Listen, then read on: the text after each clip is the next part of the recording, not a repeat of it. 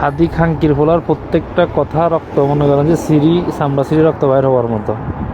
এই খাঙ্কির ফোলার একটা ফিডা দেওয়া যায় তো সুন্দর মতো, এতে দেখবেন মির্জা আব্বাসে কট করে দিব ইনশাল্লাহ।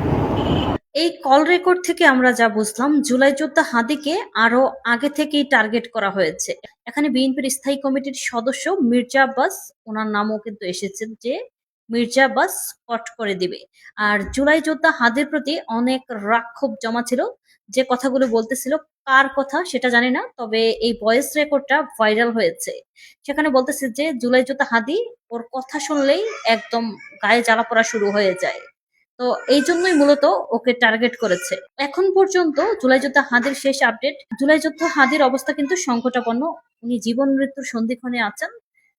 উনার ব্রেইন ডেথ, আল্লাহ যদি চান হয়তো উনি আবার আমাদের মাঝে ফিরে আসবেন, আর আল্লাহ যদি না চান ওপারে চলে যাবেন। ওনার অবস্থা আশঙ্কাজনক, তবে পরিকল্পিতভাবে হাদির উপর হামলা হয়েছে।